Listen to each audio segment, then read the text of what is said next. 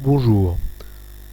Dans le cadre de l'association BokuZenet, je me permets de vous soumettre un petit exercice qui va essayer de vous sensibiliser à l'importance des mots de passe.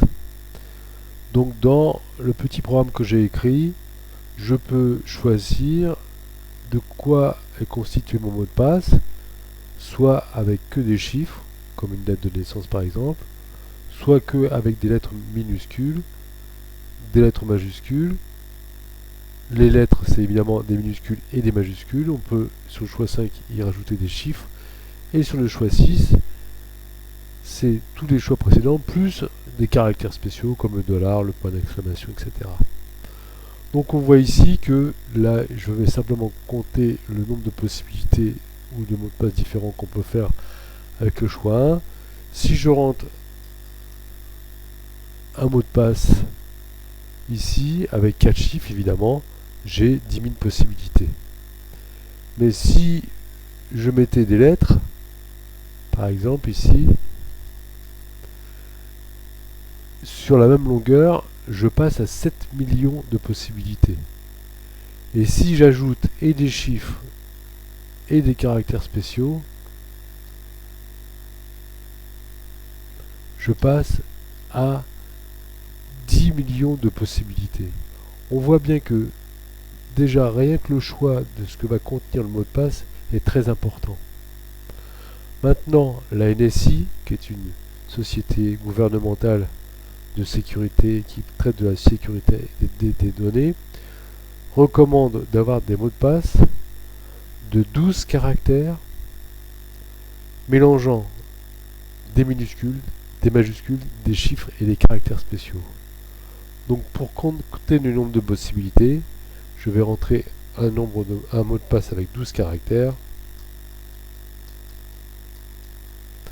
et je vais compter dans le choix le plus complet combien je vais avoir de possibilités.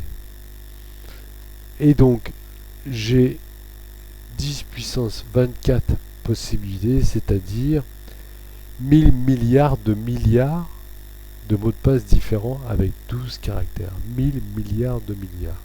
Donc on voit très bien que on est beaucoup plus sécurisé en mélangeant tous les types de données plutôt qu'en mettant simplement des chiffres ou des lettres minuscules. Je vais simplement terminer mon propos en vous montrant que ici, si je mets des chiffres en mettant une date, donc je vais par exemple mettre le 31 décembre d'une année. Si j'enlève ici que les probabilités, c'est-à-dire que mon système va essayer de retrouver le mot de passe. Donc j'envoie.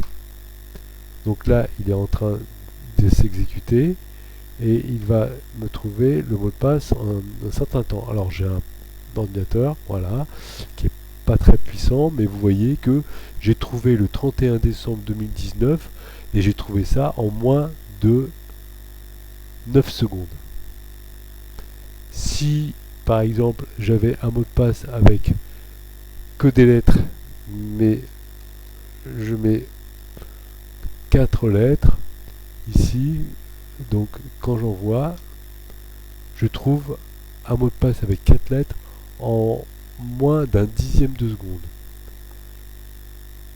Et vous voyez donc ici l'importance du mot de passe parce que si, pour terminer ma démonstration sur un mot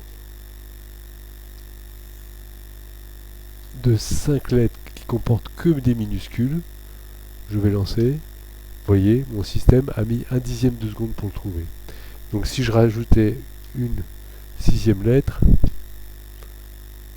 là il met effectivement un peu plus longtemps puisque en 3 secondes 5 on a trouvé le mot de passe.